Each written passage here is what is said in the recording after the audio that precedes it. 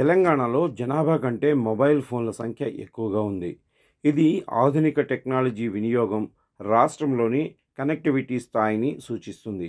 2011 జనాభా లెక్కల ప్రకారం తెలంగాణ జనాభా సుమారు 3.50 కోట్లు అంటే 35 మిలియన్లుగా ఉంది. అయితే 2025 నాటికి ఈ సంఖ్య కొంత పెరిగి 3.77 కోట్లు లేదా అంతకంటే ఎక్కువగా ఉండొచ్చని అంచనా వేయొచ్చు. ఎందుకంటే రాష్ట్ర జనాభా శతాబ్ది వృద్ధి రేటు అంటే 2001 నుంచి 2011 మధ్య 13.58% ఉంది. మొబైల్ ఫోన్ సంఖ్యల విషయానికి వస్తే telecom regulatory authority of India తాజా డేటా ప్రకారం తెలంగాణలో యాక్టివ్ మొబైల్ కనెక్షన్ సంఖ్య జనాభా కంటే ఎక్కువగా ఉంది.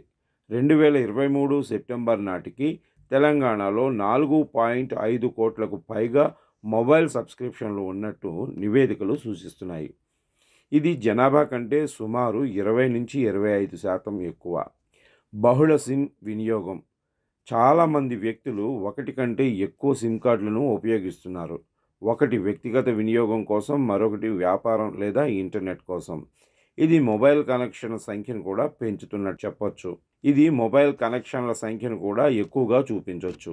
అలాగే తెలంగాణలో ముఖ్యంగా హైదరాబాద్ వంటి నగరాల్లో ఇంటర్నెట్ వినియోగం చాలా ఎక్కువ. దీనికోసం చాలామంది డేటా సిమ్లను అదనంగా కొనుగోలు చేస్తారు. ఐటీ హబ్గా ఉన్న హైదరాబాద్లో వ్యాపార సంస్థలు, కంపెనీలు ఉద్యోగుల కోసం బహుళ కనెక్షన్లను నిర్వహిస్తూ ఉంటాయి. జనాభాలో కొంత శాతం అంటే పిల్లలు, వృద్ధులు ఫోన్లను ఉపయోగించకపోయినా కనెక్షన్ల సంఖ్య వారిని కూడా మించిపోతుంది. ఈ ట్రెండ్ ఇలాగే కొనసాగితే తెలంగాణలో మొబైల్ కనెక్షన్ల సంఖ్య 5 కోట్లకు చేరవచ్చు అని చెప్పొచ్చు.